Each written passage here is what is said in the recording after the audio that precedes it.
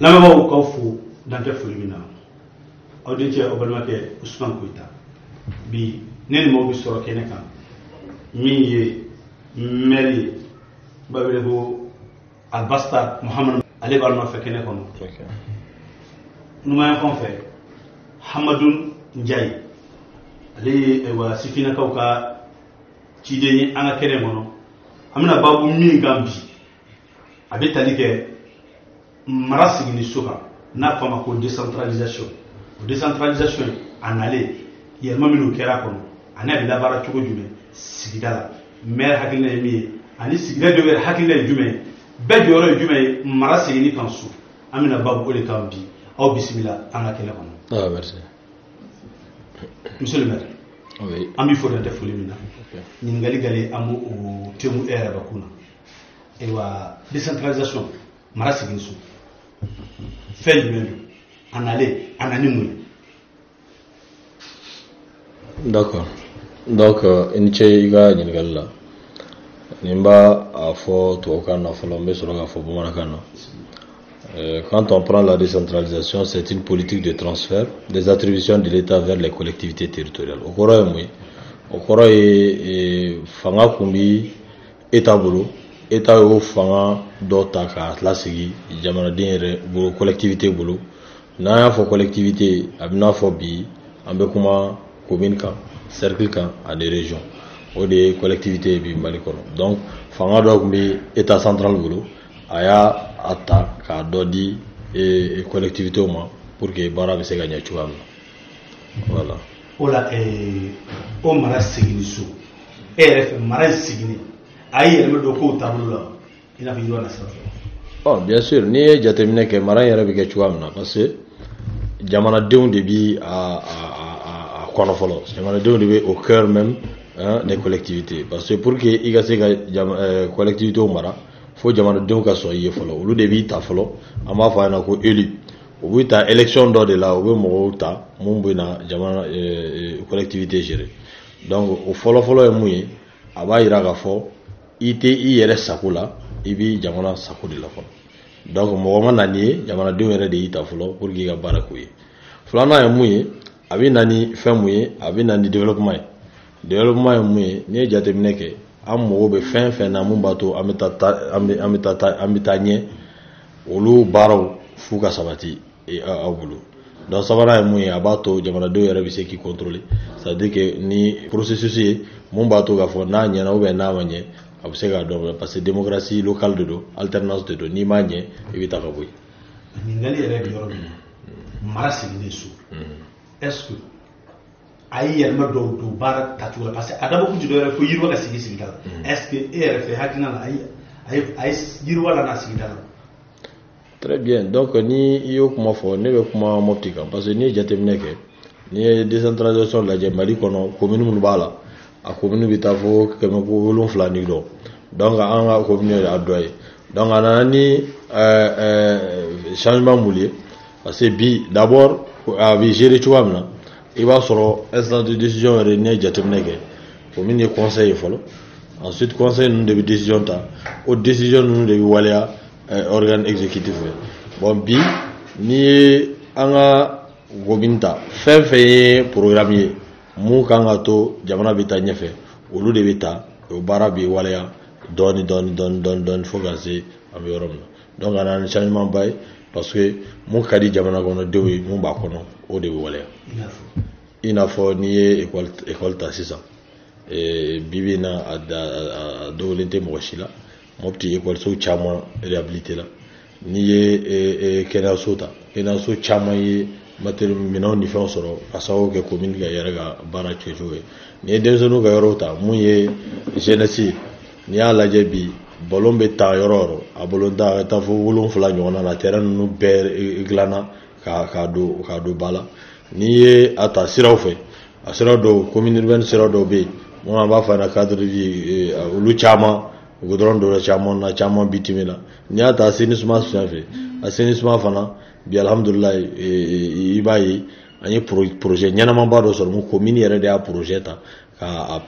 proposer bailleurs dɔw ye partenaires dɔw ye olu y'a financer bi a étude yɛrɛ taara bɛn fo million kɛmɛ naani ni tan ani 7 ɲɔgɔn na o baara bɛ sen na mun an b'a fɔ a la ko mɔti jeli wa n'i y'a yɛrɛ ta bi commune fana denw minnu bɛ baara kɛ commune kɔnɔ olu fana bɛɛ ka saraw bɛ ka sɔrɔ mɔgɔ si ka sara juru tɛ commune na donc o bɛɛ b'a yira o bɛ gestion dɔ yira mun b'a to a fɔ an b'a dɔn k'a fɔ bi yɛlɛma caman de kɛra a fɛn kɔnɔna na et surtout n'i ye jateminɛ kɛ décentralisation ko in na i b'a ye mun bi jamanadenw gérer non seulement jamanadenw de b'u ta mais aussi olu fana wajibiyalen don ka segin ka taa commencer kɛ jamanadenw ye mun ye principe de redevabilité k'a fɔ bon mun kalifala anw na an ye nin kɛ an ma se ka nin kɛ mun an ma se ka kɛ mun an y'a kɛ donc hakili la bi o ye fɛn caman parce que fɔlɔ la a kun bɛ état central bolo o tɛ na i sigi jamanadenw ye bon a ye nin kɛ nin dɔ la yan nin bɔra tan wajibiyalen kun t'u kan bon bi ni i wuli ta i wajibiyalen don ka na ka commencer kɛ donc changement caman kɛra la hali y'aw y'a jateminɛ état civil yɛrɛ mun bɛ yan mun ye mairie ka wolosɛbɛnw ni fɛnw bɛ sɛbɛn yɔrɔ min na bi bi na depuis décentralisation nana a carila ça là, centre de reconnaissance secondaire pour que ka gɛrɛ population na pour que population kana se ka sɛgɛn pour que ka t'u ka papier sɔrɔ cogoya min na donc vraiment nafa caman b'a la mun ye jikow ye bi i b'a ye quartier kɔnɔ château dɔw bɛ ka jɔ a ka ca donc a caman kɔni kɛra éducation santé ale ni sécurité hali sécurité la bi i b'a ye fɛn caman bɛ yen mun an bɛ ka du yɔrɔ ma dan don donc je pense que vraiment décentralisation nana ni changement caman ye. ayiwa a y'o faamuya kosɛbɛ Amadou Ndiaye i n'a fɔ monsieur le maire k'a bɔra k'a da dɔn a la cogo min na e yɛrɛ hakilina la a ye minnu fɔ i ka yita b'a kɔnɔ est ce que a ye min fɔ i ka yita b'a kɔnɔ. Très bien. Ismaël ni ka ɲininkali diyara n kosɛbɛ yanni n ka n da don o la fɔlɔ n bɛ fɛ ka dɔɔni fara monsieur le maire ka explication kan n'a ye décentralisation expliqué tout à l'heure o de ka mara lasegin so effectivement monsieur le maire y'a fɔ cogo min na a définition na effectivement o yɛrɛ de don et puis n'i y'a ta k'a jateminɛ fana i mara segin la so fɛn dɔ de fana b'a bolo tuguni n'u b'a wele ko autonomie a bɛ se k'a yɛrɛ ta ka baara kɛ en même temps u b'a fɔ fɛn fana ma tubabu kan na ko budget o b'a sɔrɔ u yɛrɛ de ka budget fana b'u bolo donc u bɛ recette ni fɛn minnu sɔrɔ ninnu en fonction de ça u b'u ka budget élaborer donc n bɛ fɛ k'o yɔrɔnin fara kan monsieur le maire ka baabu kan à la suite de ça i ye ɲininkali wɛrɛ minnu tɛnku monsieur le maire la a da donna détail caman na a expliqué effectivement a ye fɛn fɛn fɔ tiɲɛ de don a kɛra n'i y'a ta k'a lajɛ mara la segin so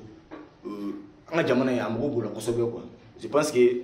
u y'a ko ta a ko bilala sen kan mun na ye a baara ɲɛna wa a bɛ kan ka kɛ fana donc réalisation minnu fɔra ninnu réalisation ninnu a bɛɛ kɛra et je pense que halisa réalisation wɛrɛw fana bɛ sen kan tuguni minnu kan ka se ka kɛ. monsieur le maire i bɛ se ka ɲɛfɔli k'an ye ayiwa mara seginni so kan minnu jɔyɔrɔ b'a la a n'u ka kɛtaw la pour que a mara kɛcogo ka ɲɛ so. D'accord n'a fɔra mara sigila so acteur minnu b'a kɔnɔ il faut pas que mɔgɔw ka miiri k'a fɔ ko o kɔrɔ ye gouvernement mun ye état ye ko o bɔra a baara la baara in bɛ kɛ ɲɔgɔn fɛ de pouvoir de décision in a bɛ kɛ ɲɔgɔn fɛ de parce que n'i ye jateminɛ kɛ i b'a sɔrɔ non seulement au niveau des collectivités baara bɛ ka kɛ mais état fana ɲɛ nɔ b'a la pour que k'a lajɛ n'a y'a sɔrɔ baara fɛn fɛn bɛ ka kɛ est ce que ani sariyaw bɛ ka taa wa an b'a fɔ ɲɛna ko tutelle n'i ye jateminɛ kɛ tutelle de ye état de bɛ o baara ninnu kɛ ni fɛn fɛn taara sisan n'an bɛ commune kɔnɔ sisan n bɛ exemple ta commune kɔnɔ comme ne ye commune lasigiden dɔ ye commune kɔnɔ i b'a sɔrɔ organe délibérant de bɛ yen o de ye conseillers bɛɛ faralen ɲɔgɔn kan o de ye conseil communal ye i b'a sɔrɔ organe exécutif bɛ yen mun ye maire n'a ka adjoint donc organe délibérant ale bɛ décision fɛn fɛn ta il faut ka décision minnu ka ta a ka ta session de la o session décision mana ta u bɛ taa yira préfet la mun ye commune tutelle ye n'a y'a sɔrɔ nin ni Mali sariyaw bɛ taa n'a y'a sɔrɔ an ma sariya sɔsɔ n'a y'a sɔrɔ an ye sariya sɔsɔ pour que o décision bɛ taa donc ça veut dire que ni o décision taara maire n'a ka adjoint mun bɛ sa olu bɛ na o décision exécuter o wajibiyalen don ka olu baaraw kɛ donc o b'a yira k'a fɔ mara seginnen so o kɔrɔ tɛ ko état bɔra la o kɔrɔ ye baara bɛ ka kɛ sisan gestion bɛ kɛ fila de ye décision bɛ di collectivité ma en même temps état fana b'a kan o ye garder a kan mun ye tutelle ko ye bon n'i ye jateminɛ kɛ bi vraiment a nafa tɛ fɔ ka ban vraiment parce que ni ye fɛn fɛn Marlène bɔra ka mun fɔ autonomie financière o autonomie de décision o ninnu bɛɛ b'a yira k'a fɔ vraiment mara segin so importance b'a la et surtout que a bɛɛ bɛ ka kɛ mɔgɔ minnu kama olu fana de y'o bila k'a kɛ olu fana de bɛ se k'o bɔ yen mun ye alternance ye. O la monsieur le maire hali sisan an bɛ ɲɔgɔn bolo ɲininkali min bɛ yen sisan yala yiriwa baara b'i bolo la a bɛ fɔ ma ko planification du développement local an b'a fɔ ma ko PDCI o tɛ budget ye wa a bɛ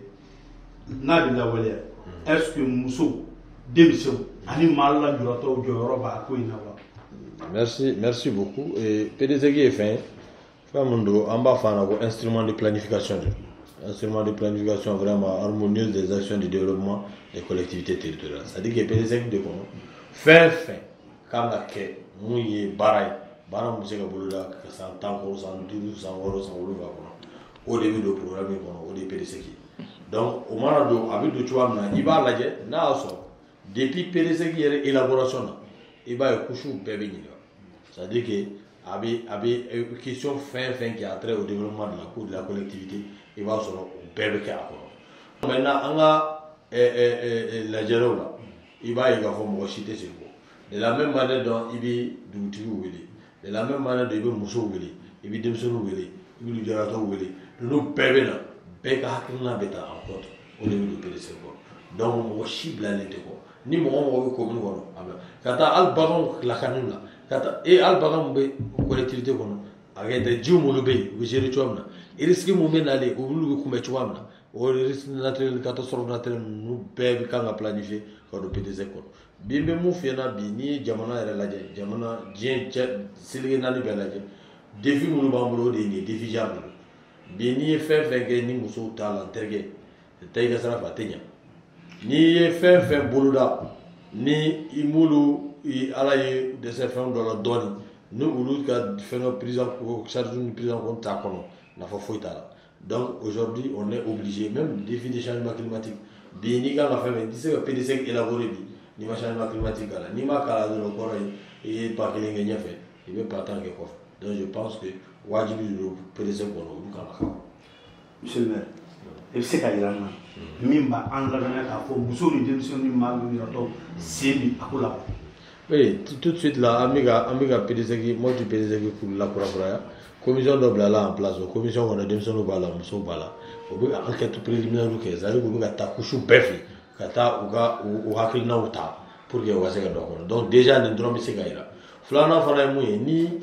ni bara fait kanga ke. An yata recrutement, anga ke de recrutement na bi. Dans mais si ça y de la mairie qu'on a yayo. Et muso jolbe muso damana be i b'a sɔrɔ yɔrɔ la ye cɛ fila ta muso fila ta de ou bien i bɛ taa sɔrɔ service dɔw la yɛrɛ muso yɛrɛ de y'a poumon ye ni muso tɛ yɛrɛ a tɛ ɲɛ yɛrɛ la mais je pense que olu b'a yira olu ye misali ye mun b'a yira k'a fɔ an bɛ musow ka ko ta ba la an bɛ denmisɛnninw ka ko ta ba la denmisɛnninw fana ni an bɛ fɛn fɛn kɛ denmisɛnninw bɛ wele a la pour que u hakilina ka taa et puis fana u yɛrɛ ka se ka baara kɛ donc je pense que vraiment o b'a yira k'a fɔ an ka commune kɔnɔ n'i y'an ka commune kɔnɔ n'a yɛrɛ lajɛ an ka population yɛrɛ o votera denmisɛnninw de o parce que bi an ka maire yɛrɛ a cayalen ba cogo cogo jeune don an yɛrɛ bɛɛ ye jeune ye ne yɛrɛ mun filɛ nin ye o bɛ fɛ san 40 la donc o b'a yira k'a fɔ ni bɛ eli mana ni yɛrɛ jamanadenw de ta o b'a yira k'a fɔ denmisɛnninw taalen don ba la an ka commune kɔnɔ. Ola an bɛ se ka na Amadu Ndiaye masakɛ Ndiaye o min fɔlen filɛ e bɛ se k'o jaratigɛ k'o pereperelatigɛ a ɲɛ k'a fɔ aw hakilina talen don e bɛ se k'o waleyali waati la. Effectivement d'abord n bɛ fɛ ka mun fɔ fɔlɔ i ka ɲininkali diyara n kosɛbɛ PDCI in filɛ nin ye PDCI ye communauté ka yiriwa communauté sigida ka yiriwa mun na o fɛn o baabu yɛrɛ de bi fɛn PDCI kɔnɔna la je pense que o fɛn in hakilina ɲɛnama ba de don ni jamana ko y'a ko ladɔn a ko taara ba la fana a bɛ kan ka kɛ monsieur le maire y'a fɔ tout à l'heure PDCI muso denmisɛnw bɛɛ b'a kɔnɔna la bɛɛ bɛ ɲɔgɔn sɔrɔ a kɔnɔna la et puis bɛɛ bɛ wele hakilinaw la parce que ni commune ta ka jateminɛ commune labaaralen don ni représenté don ni quartier de n'a besoin bɛ ta en réalité chef de quartier bɛɛ bɛ wele chef de village bɛ wele muso bɛ wele sifu bɛɛ bɛ wele ka na aw n'aw hakilinata di hakilina minnu b'a la aw di an b'a dɔn programme kɔnɔna la pour que a ka se ka lawaleya puisque bɛɛ b'a dɔn degun b'i yɛrɛ kan i ka sigida kɔnɔna la donc PDCI ye opportunité de maintenant bɛɛ ka se k'a ka degun bɔ ka sɔrɔ ka na ka instaurer kɔnɔna la n bɛ se ka misaliya di tout à l'heure monsieur le maire de commission mo kuma fɔ tout à l'heure a commission tiɲɛ yɛrɛ la jeunes impliqués b'a la muso impliqués b'a la hali sisan sa n bɛ se k'a fɔ yɛrɛ an denmisɛnninw wari dɔ tun kɛra an kun wulila an taara an ye lettre adressée maire ma pour que denmisɛnninw bɛ se ka terrain dɔ sɔrɔ ka se ka u ka yɔrɔ jɔ donc sinisi yɛrɛ ka yɔrɔ ye alhamdulilayi a ko a ɲɛnabɔra maire a da yɛrɛ k'a fɔ ale tɛ nin ko ninnu kan ka kɛ parce que a kan ka don périsec kɔnɔna la a délibération yɛrɛ bɛɛ kɛra ka ban et puis a y'a fɔ a ɲɛna fana k'a donna périsec kɔnɔna la k'a b'o hokumu kɔnɔnaw la ani nin an ka sirada n'an ka fɛn minnu fana tiɲɛnen don ni a bɛ commune de ka bolo kan o fana en réalité maire ninnu cɛsirilen don yɔrɔ fana kosɛbɛ pour que o baaraw fana ka se ka kɛ donc je pense que musow denmisɛnninw bɛɛ de impliqué len don nin périsec ko in na pour que commune bɛ se ka yiriwa puisque maire ninnu kelen tɛ se il faut que an de fana k'u dɛmɛ a ka se ka kɛ inchallah je pense que an b'o cadre kɔnɔna la quoi merci. an bɛna fan dɔ fɛ monsieur le maire an ye périsec fɔ an ye mara sigi su fɔ an ye yiriwa kuma fɔ an ye baara caman kuma fɔ sigida la maintenant sigida denw yɛrɛ jɔyɔrɔ ye fɛn jumɛn ye sigida la yiriwali la. Non, il y a une question qui a posée. La question est vraiment n'a posé là à Kadaï parce que il dit c'est que moi t'as blagué, ça sort qui corde là. Ça vient à venir du de moi là. Il y a million de temps, mais ça la million de temps du dôme. À ma délégué voir mon aide. Il y a million de temps dans ma drogue qui corde là. Il dit c'est que na la j'ai pas avec qui chôme. Encore un erreur de quoi tu m'as gagné voir une doigt que problème. Donc si il a joro et moi, d'abord collectivité te marché ni taxou. Non, ça c'est très clair. Collectivité te marché ni taxou, il faut que si da mo ka fama ka wari te bo oroshi. Yani bita mo mo na ndeme ka na wara fa. O ka so la ko yo biere. Donc al ni bita partenaire fe bi, ambe bi jamana mo kono bi. Ni bita partenaire fe pour ya ta deme ni. Partenaire be fe mo ni fe folo. E ere joro e mu dira. Ambe misali ta la tedrel ka surtout on va commune kona. A tedrel ko kera mo problème ba. Ni ya so ni tedrel yere jatemne. Tedrel be se ata fo million bi konoton ni konoton. Prévision normalement. Mais mon donné de budget qu'on a été un million de temps. Mais un million de temps, il y a un million sur la tête de mon wakemeka. Akabo hakili. Ni okuma fora. Jamana de ndumba fo. Jika sabati. Kedaga sabati. École suro kosoro. Mogo kasega. Foro bara. Buni problème nana. Commune kasega ya problème goro. Sira kosoro. Bon, ulu te sega soro. Peu. Kasoro sigida ou DRT au cœur de cela. Donc, c'est l'occasion pour nous-mêmes, en Afounyana, pour Bama, la taxe de développement local et régional, elle était fouillée. Faire un débat sur le fait ensuite, à problème, il y a un mot, moi, je vais faire un coup tardon. Mais nous tardons, à bien en cas, un mot talent de coup, vous voyez, gestion calva à Mona, à Wajibia le nous en cas, ça nous sensibiliser pour vous faire famille. Et puis, donc, on n'a pas fantasme parce que, dans ça là, on va me donner. Mambi, là, il nous tuer, il faut que tu parce que an ka jamana bɛ gérer cogoya min na problème caman kun b'a kɔnɔ mais bi alhamdulilayi i wajibiyalen don bi n'i bɛ fɛ jamana ka taa ɲɛ i ka baara ɲɛnama kɛ donc vraiment u k'a lajɛ u ka taxe sara ensuite u ka wajibiya responsable du kan mun ye élu ye jamanadenw ka wajibiw kan après chaque année ou bien chaque 6 mois ou bien chaque 5 ans ni mandat banna u ka segin ka na kɔn ka segin kɛ o de ye redevabilité n y'o de fɔ i tɛ se ka mɔgɔw tɛ se ka fɛn kalifa e la. Et c'est que na funyana bon baran kerata ah ne dana ya ne nike ne manike donc je pense que on va des sida nyemoga sida moga bare ou les acteurs folfolo ka bare bon moye anga ilu fana ni bara dirima ika bara ke jelia ka va ma faire la transparence et la bonne gouvernance wala ama klana ma musulma ok ikoko paketaw o ka kɛtɔ ye taxi ni saralu ani yaasa yiriwa na se ka na sigida la taxi ni i ye tedɛrɛ dɔrɔn de o dɔrɔn de sara fɛn sigida la ou bien gɛlɛya b'o dɔrɔn de. Non gɛlɛyaba de b'o o yɔrɔ la fɔlɔ parce que o yɔrɔ ninnu filɛ nin i b'a dɔn mɔgɔ minnu b'an dɛmɛ u bɛ n'an dɛmɛ ni wari minnu ye o wari ninnu tɛ wari ye wari min bɔra yɔrɔ wɛrɛ koyi u ka jamanadenw de bɛ taxi sara o b'o taxi tɔ de ta ka n'an dɛmɛ n'a ye i b'a sɔrɔ u ka critère kɔnɔ a ka ca. U b'a fɔ pour que k'an dɛmɛ il faut que k'a dɔn k'a fɔ an ka jamanadenw fana impliqué len don u ka taxe sara la donc o ye fɔlɔ ye sinon filanan ye mun ye i tɛ se ka yɔrɔ mara i b'a sɔrɔ bagan gɛnnaw bɛ yen i b'a sɔrɔ butigitigiw bɛ yen i b'a sɔrɔ sugukɔnɔmɔgɔw bɛ yen i b'a sɔrɔ minnu bɛ carrière gérer olu bɛ yen donc olu bɛɛ fana kan k'u jija baara mun dir'u ma u k'o baara kɛ ka ɲɛ u ka se ka wari mun kan ka segin commune ma u ka se k'o sara jɛlenya kan o b'a to commune wajibiyalen don a olu wajibiyalen don ka segin ka na baara ɲɛf'u ɲɛna kana fa wa wari dola ni de la ni de tora an sera ga ni ke an ma se ga ni ke o de kuma Amadou Ndiaye amma kala ala radio barakala fana ayo kuma na foli nyama ceri ko min gono aw kana ke sababu mun be kuma na foli ga ngodi mun ba to mo ta famia luke na to mun famia bana aw ga siga na ko mun be jeri chuamna fa mun ba ko ko fa nyana pour que ko min be se ga bara chuamna aw re fana da donc ben gawrol bi a bara konna famia ko so anno ke ngala sanama Amadou Ndiaye akoko taxi sara akechugo la sigira est-ce que une taxi masara era hakla yirwa bila bon merci bien Koita en réalité ni taxi masara yirwa ka gelen parce que amé yina fendo de ko na imer non voiture nous il la dron am to kasi ko fa am buto na ba fu ga beke quoi ala ke tinte ni mo ko ta ka blinye fe iba suido abe fenke iba suido no fe sinon ne akili bala 2017 2018 faut 2019 ça on s'en ta mère rage pour qui en organisation bi no nous rene depuis ka to sensibilisation ke ka do du yero kono ka ta mo ko na folia mu yere tidere li folo parce que ta ka gete mine bi mo ko chambu ta nyedo donc je pense que eli nous quand ba ko yoro ko sobe ko mo ko former ala en même temps ka tla ka mo ko bla fana terrain ka ta du kono la porte par porte ka mo ko sensibiliser o ka se ka do tidere li mu tidere na fa mu sigida yere kono la imagine tout de suite un carré qu'on a un pavot de chien ou un guidon de chien non sur le taxi mais ça normalement non il y aura une clé de mairie bah barake François be bon no go biche ni taxi mais ça normal ni barake be se ka gero mais ni taxi tiga sara warti kesu kon nala arenti aka gelen quoi maintenant faut meru de ka bitu ni ta bayar yoro fana ni moi je pense que yani ga mo ni na ki de même il bi yere de ma folo bi ga se ki yarata donc au kum kon nala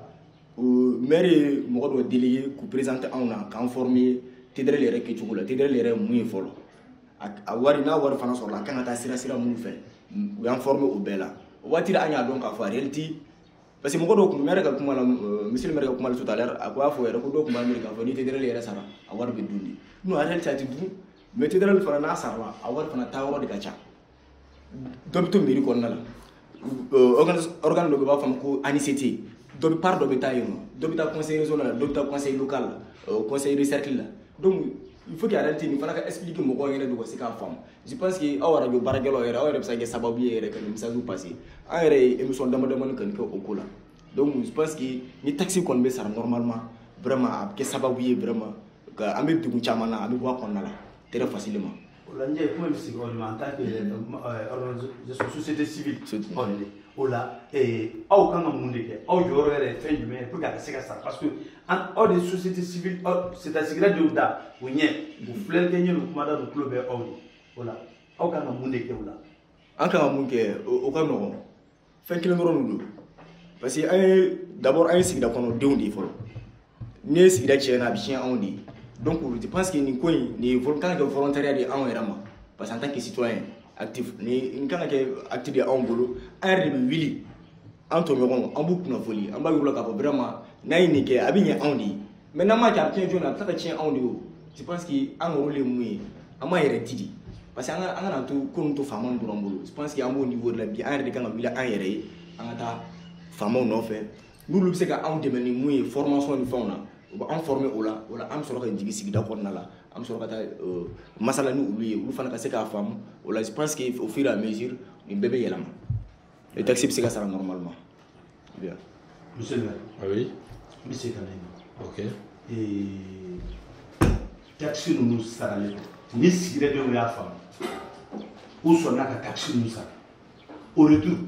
u bɛ se k'u sigi ni mun ni mun de ye ka bɔ mara kɛbagaw ma sigida kɔnɔ.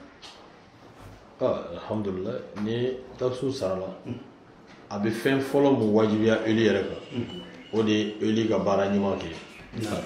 ka taa dugukɔnɔdenw ma ka siraw dilan ka dɔgɔtɔrɔsow dilan ka ekɔliw dɛmɛ ka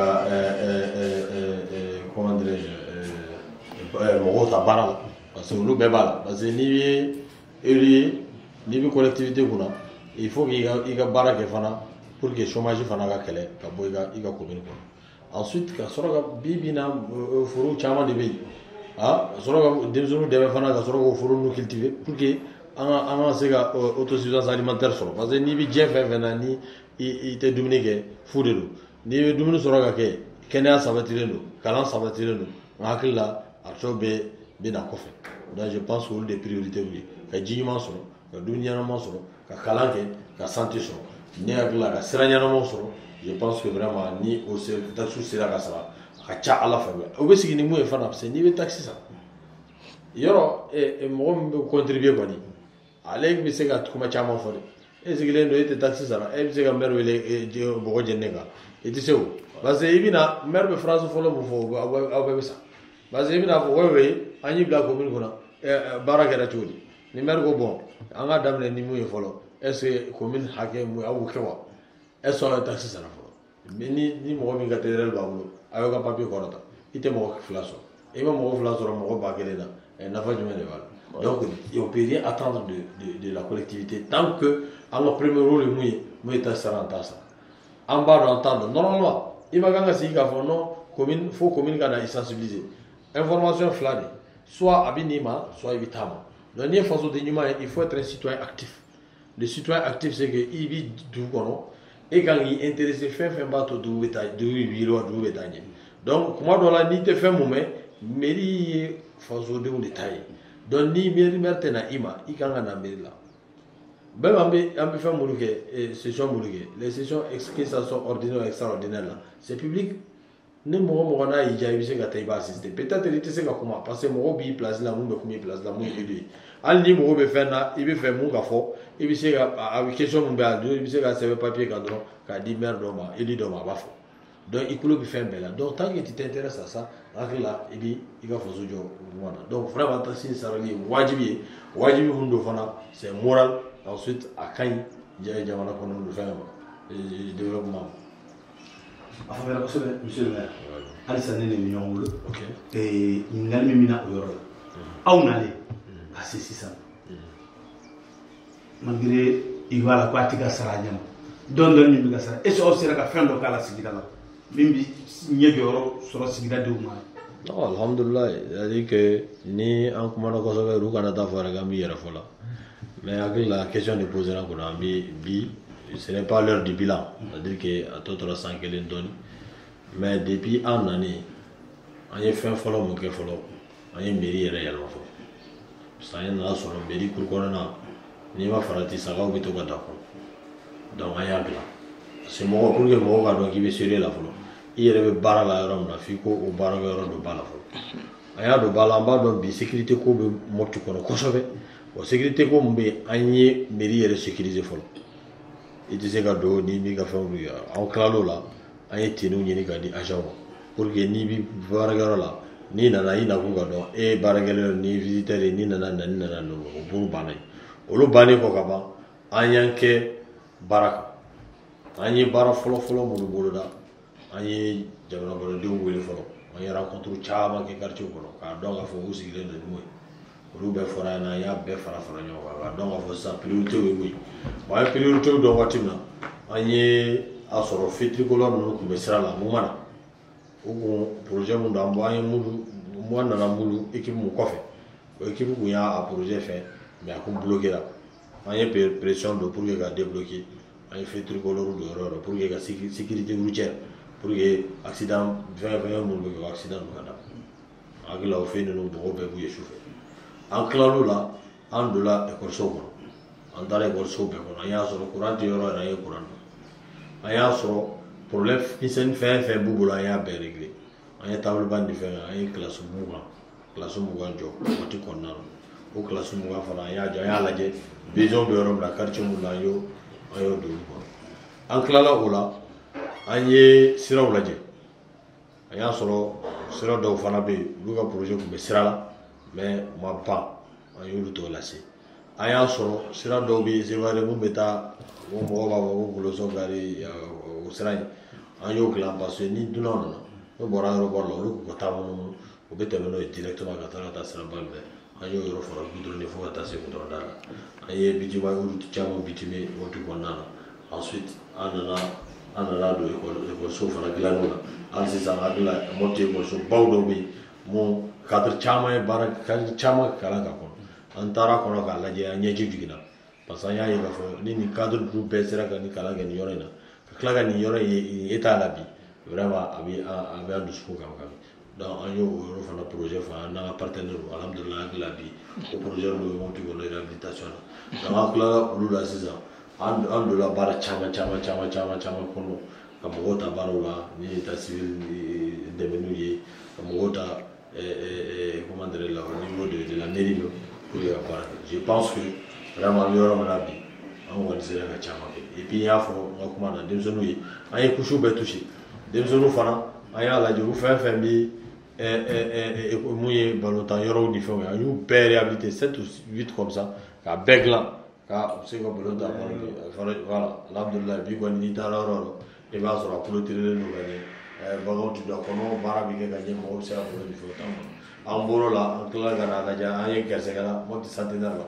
an ye centenaire organisé parce que waati y'a sɔrɔ mɔgɔw hakili la mɔgɔ tɛ se ka na Mopti pewu donc on a vendu l'image de la ville an y'a yira mɔgɔw la k'a fɔ hakili la mun y'o tɛ Mopti mɔgɔ bɛ se ka na i bɛ se ka na investir donc an ye centenaire organisé ka na ni artistes caman ye ka programme caman kɛ ka partenaires caman drainer kɔnɔ je pense que ka sɔrɔ ka foire ba dɔ kɛ mun na commerçants bɛɛ y'a yira k'a fɔ k'u ye dɔɔni sɔrɔ parce que olu kun salen don ka ban bon an bɛ ka jateminɛ kɛ sisan parce que an ka secteur dɔ bɛ yan a sara dɔɔni o de ye secteur de tourisme parce que depuis crise nana ensuite bi an ka commune il faut comprendre que an bɛ ka cercle 7 in bɛɛ de reçoit Mopti parce que crise bɔra yɔrɔ yɔrɔ olu bɛɛ déplacé ra ka na malgré que déplacés bɛ yan an ka commune salariés bɛɛ saralen don u ka salaire la mɔgɔ si ka arriéré tɛ commune na ensuite an bɛ fɛn fɛn kɛ an b'a kɛ dans l'inclusivité an bɛ dugutigiw wele an bɛ jeunesse wele an bɛ musow wele an bɛ handicapés wele et an bɛ bɛɛ wele pour que u ka na an ka se ka baara kɛ donc je pense que vraiment an sera ka nin baro kɛ an bɛ état civil centre secondaire min yɛrɛ la an de y'a créé an nana sɔrɔ an ko il faut k'an ka mairie wɛrɛ créé pour que k'a gɛrɛ Sévaré bi Sévaré mairie kɛra 2 ye parce que après projet min b'an bolo an bɛ fɛ ka dɔ jɔ Balakotaga an bɛ o hakilinaw fana bila pour que ka se ka pour population de lafiya donc je pense que grosso modo o bɛɛ tɛ n kɔnɔ ten mais hakili la an ye caman kɛ an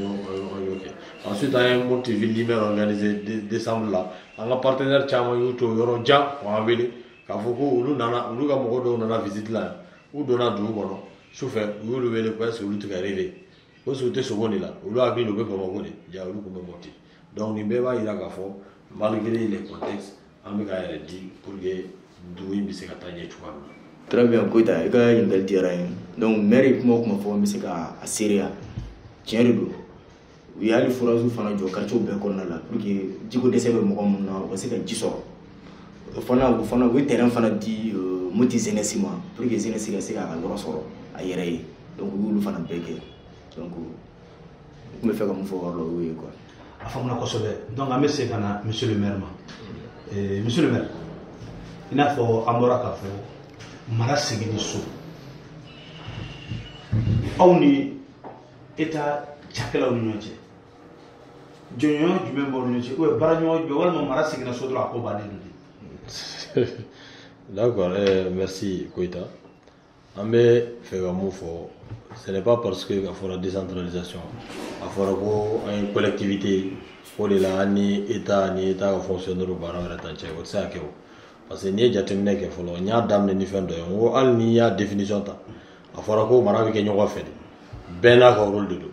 o rôle fɔlɔ mun bɛ jouer c'est que n'i ye administration centrale lajɛ olu de y'an ka tutelle ye n y'a fɔ n ko an kan ka fɛn fɛn ta délibération na n'a bɛ taa yan'an b'a waleya il faudrait d'abord que a ka taa état fɛ fɔlɔ état représentant mun ye préfet a b'a ɲɛ d'a kan n'a y'a sɔrɔ hali Mali sariyaw bɛ bɛn n'o bɛ bɛn a b'a ko ok di waati de organe exécutif ba kɛ filanan ye mun ye les services techniques bon i b'a dɔn n'i ko k'i bɛna jiko problème kɛ bi i obligé len don ka minnu bolo état ka service minnu bɛ jiko problème ji géré la mun ye hydraulique ye mun y'u ka direction ninnu ye diyagoya de don pour leur appui technique fo an n'u ka baara kɛ ɲɔgɔn fɛ u k'an dɛmɛ o kɔnɔna na fɛn fɛn sariya mun b'o kɔnɔ a bɛ se ka kɛ ɲɔ cogo fɛn fɛn expertise olu kan k'o se k'o di an ma n'an taara élevage fanfɛla la n'an taara hali siraw fanfɛla la a waati o waati n'a mago sera u ma il faut que an n'u ka ɲɔgɔn sɔrɔ pour que u ka se k'an dɛmɛ parce que na collectivité bɛ état central de kɔnɔ a mana kɛ cogo o cogo jamana ye état de ye état ye jamana ye donc collectivité bɛ jamana kɔnɔ n'o b'o kɔnɔ et déjà expérience mun bɛ fonctionnaire état ka fonctionnaire la ani organisation bɛ cogoya min na hakili la hali sisan an b'a ɲini u fɛ on va continuer ka baara kɛ déjà an bɛ baara kɛ n'u ye déjà an tɛ foyi kɛ n'an m'u wele pour que k'u ka hakilinaw di et puis souvent an bɛ commission minnu créer u b'an dɛmɛ a la kosɛbɛ je pense que baara ɲɔgɔnna caman b'a ni ɲɔgɔn cɛ et malgré tout hali transfert ko ninnu fɛn fɛn fɔra fɛn fɛn État kan ka fɛn fɛn di collectivité ma o continuer k'o di pour que an ka se ka jamana bɛ se ka bɔ nɔgɔ la parce que an bɛɛ bɛ yan fɛn kelen de kama c'est la satisfaction du public. a faamuna kosɛbɛ an bɛ ka an sɛnsɛn ka taa baaraw kuncɛ yɔrɔ ma o la an bɛ segin ka na Hamadu Njayi ma nin bɛɛ lajɛlen fɔlen kɔ yiriwa ni baarakɛɲɔgɔnya ni ɲɛtaa sira minnu fɔra welewelekan jumɛn de bɛ e bolo Gale ka ɲɛsin sigidadenw ma u ka kɛtaw la au retour u ka hakɛ ɲinitaw la ka bɔ marabaaw la. Ok Koyita i ka ɲininkali diyara n ye kosɛbɛ ne bɛ se ka mun fɔ o la d'abord an bɛ welewelekan mun da fɔlɔ o de ye d'abord parce que fɛn bɛɛ bɛ daminɛ ni olu faamaw de ye olu eli ninnu an b'a ɲini olu de fɛ hali sisan u ka kuma ɲɔgɔnya caya ni sigida kɔnɔ mɔgɔw ni ɲɔgɔn cɛ a ka ca Ala fɛ digi mun b'u kɛ a bɛ nɔgɔya donc n bɛ fɛ ka mun fana da o fana kan tuguni Sege n'i y'a ta ka jateminɛ bi tiɲɛ yɛrɛ la gɛlɛya b'an kan kosɛbɛ Mopti yan nɔ mais commune y'a seko kɛ tiɲɛ yɛrɛ la commune bɛɛ n'u seko kɛ yɛrɛ yɛrɛ de pour que an ka se ka bɔ n'u lahala ninnu bɛɛ fana kɔnɔna la an ka foli b'u ye kosɛbɛ ka f'u ɲɛna fana k'a fɔ Mopti ko a ka gɛlɛn kojugu défiba de bɛ yan nɔ u ye dɔ kɛ mais halisa an b'a ɲini u fɛ ko caman de kɛ hali sisan u k'u cɛsiri u ka bɛɛ concerté n'u bɛ fɛn o fɛn kɛ u ka bɛɛ labɔ a kalama fɛn o fɛn kan ka bɔ a kalama ka bɛɛ labɔ a kalama pour que au retour maintenant an minnu société civile an fana ka segin so an ka taa an ka kuma lase an fana ka an tɔɲɔgɔnw fana labɔ u ka n'u ka miiri dɛmɛ parce que an bɛ c'est vice versa commune n'i y'a ta k'a jateminɛ c'est commune de proximité de don donc maire min tɛ se ka baara kɛ an kɔ an tɛ se ka baara kɛ maire min kɔ on est lié donc vraiment ne kɔni ne ka foli belebeleba kɔni a b'u ye kosɛbɛ wa ni Ala sɔnna ma an minnu ye société civile fana ye ni Ala sɔnna an b'an cɛsiri hali sisan pour que an ka se ka commune dɛmɛ mɔgɔ bɛ fɛn o fɛn na an ka se k'u dɛmɛ o hukumu kɔnɔna la pour que an bɛ dugu min kɔnɔ an ka se ka bɔ a kɔnɔ parce que ni dugu taara ɲɛ maire tɛ o maire bɛ tile fila de kɛ a bɛ taa mais an kɔni an de bɛ sigida kɔnɔ an de bɛ tɔn na an de b'a nafa fana sɔrɔ voilà o de kun ye n ka kuma ye par rapport à ça. a faamuyara kosɛbɛ o la an bɛ segin ka na monsieur le maire ma ka na wa an ka dakuruɲɛ laban ɲini a bolo monsieur le maire baaraw kurun bɛ fɛ ka se siyan ma nin bɛɛ lajɛlen folen kɔ nin kuma bɛɛ walawalalen kɔ nin kuma bɛɛ walawalalen kɔ welewelekan jumɛn b'i bolo Gale ka ɲɛsin sigidadenw u ka kɛta la bari ka d'a kan n'i y'a mɛn i b'i ka hakɛ ɲini f'i k'i ka kɛta kɛ u ka kɛtaw la o retour aw ni minnu fana bɔra ka min fɔ administration ka ɲɛsin administration mɔgɔw ma o tɛmɛnen kɔ aw yɛrɛ ni ɲɔgɔn cɛ maire la baara kɛcogo la pour que an ka se baara kuncɛ. D'accord donc an b'aw fo kosɛbɛ ni ko n ka welewele laban fɔ an bɛ bɛɛ fo an bɛ mun y'an se bi i dɛmɛ ma an b'u fo kosɛbɛ parce que ni faso jɔ c'est nin bɛɛ faso jɔ bere don bon ne ka welewele mun bi jamana kɔnɔdenw ma fɔlɔ collectivité yɛrɛ denw ma fɔlɔ n'o ye population ye o de fɔlɔ k'u jija u ka mairie ɲini k'a dɔn fɔlɔ u k'a dɔn collectivité yɛrɛ bɛ ka baara cogo di baara ninnu bɛ kɛ jɔn de kama parce que baara ninnu bɛɛ bɛ kɛ olu yɛrɛ de kama olu ye mɔgɔ minnu ta fana mɔgɔw don u b'u dɔn c'est pour que u ta pour que u ka baara kɛ donc olu ka jɔyɔrɔ ye fɛn min y'a kɔnɔ o de ye k'u ka taxe sara n'u bɛ taxe sara u k'u impliquer commune baara la commune baara tɛ ka n'a fɔ patent tɛ ne bolo n'a fɔra a ye na réunion bɛ yen n bɛ misali ta hali n'an bɛ budget dilan activité an bɛ ka programme d'activité dilan i bɛ taa sɔrɔ yɔrɔ dɔw bɛ yen quartier dɔw bɛ yen i bɛ rencontre baw kɛ i bɛ rencontre kɛ i b'a ye mɔgɔw tɛ na i b'a ye mɔgɔw tɛ na mɔgɔ dama dama dɔrɔn olu de bɛ na donc n'olu ye proposition mun kɛ très souvent proposition minnu kɛra olu de bɛ taa olu de fana bɛ taa waleya donc ni mɔgɔw welela ka na dɔrɔn u ka na u ka participer filanan u ka taxe sara u ka participation citoyenne kɛ sabanan u ka sensibilisation ɲɛnama kɛ pour que jamana kɔnɔ mɔgɔw bɛ se ka lafiya mun ye état ka lasigidenw ye mun ye fonctionnaire d'état ye u k'a dɔn collectivité kelen tɛ se foyi la tant que u ma fara anw kan olu ma expertise ba b'olu la en termes techniques comme an yɛrɛ b'a fɔ an b'a fɔ ko les partenaires techniques ça veut dire que n'an bɛ baara fɛn fɛn na mun ye technique ye ni santé domaine do an mago b'u ka médecins na ni hydraulique domaine do amogo hydraulique baragala ni école domaine do amogo enseignants et que ça soit des enseignants de collectivité, que ça soit des enseignants de l'État qui sont vraiment expérimentés donc amogo be perdre là pour les coller dans cet état. Maintenant vous élu, il faut que élu devoir de bibolo, devoir de probité de bila. Ça veut dire qu'un élu n'est pas n'importe qui. Mogote segata kala seme ela. Mogo million kelen ñoŋon cɛ ka kala ta ka sɛmɛ e la k'e ka bɔ mɔgɔ jiw kɔrɔ donc e kan ka bila kunna depuis don min na kala sɛmɛna e la i kɛra ciden i kɛra ciden mun ye ciden mun kan ka jamana kɔnɔdenw i kan ka u ka baara de kɛ fo ka taa s'a dan na comme mandat de bɛ d'u ma ne bɛ to k'o de fɔ population ɲɛna n'i ye élu ta pour que ka élu baara de kɛ n'a tɛ élu baara kɛ démocratie alternance de kana wariw minɛ 400 500 ka vote mɔgɔ ye ni mɔgɔ t'i ka baara kɛ ka ɲɛ aw yɛrɛ bɛnnen don a ka tɛ baara kɛ ka ɲɛ ni vote wɛrɛ sera a y'a ta ka bɔ yen a ka bɔ yen mɔgɔ wɛrɛ ka na mun bɛ se ka na baara kɛ parce que un élu doit être au service du peuple baara wɛrɛ foyi tɛ élu la n'o tɛ ni test tɛ kɛ ka na ni élection de bɛ kɛ donc élection jɔn de b'a kɛ mɔgɔ population de b'e ta ni population y'e ta c'est pour les servir ni e tɛ se k'o kɛ dɔrɔn i bɛ wuli ka bɔ yen temps tɛ ne bolo temps bɛ ne bolo une fois k'i donna la i kan ka temps sɔrɔ pour que i ka mandat laban donc vraiment an bɛ bɛɛ fo an b'a fɔ k'an bɛn ni ɲɔgɔnna wɛrɛ ma. Assalamu alaikum, merci. Afamera kosɛbɛ o kumana an bi bɛɛ lajɛlen fo dantɛ foli min na o la nin bɛ k'an sigi an ka bi ayiwa babu kan babu min k'u bɛ tali kɛ ayiwa mara sigili so sigida denw jɔyɔrɔ mɛriw ani kala bɛ taa minnu olu jɔyɔrɔ mara sigili so a labaara cogo ɲuman na sigida la an ka babu sen k'u bɛ tali kɛ o de kan an ka maa wele k'u ye maa fila ye monsieur le maire Albastar Mohamed Mayiga ale kun welelen don anw fɛ kana ayiwa elu jɔyɔrɔ fa min ye Mohamed Ndiaye ale kun yan société civile tɔgɔ la o de ɲana balimakɛ Ousmane Koyita ale kun ayiwa modérateur ye u ni ɲɔgɔn cɛ ka se ka babu senw sogolo ɲɔgɔn kan k'a lase aw ma ni ne bɛ dan sigi an ka bi jamukan na an bɛ a fɔ aw k'an bɛn a ɲɔgɔnna wɛrɛ ma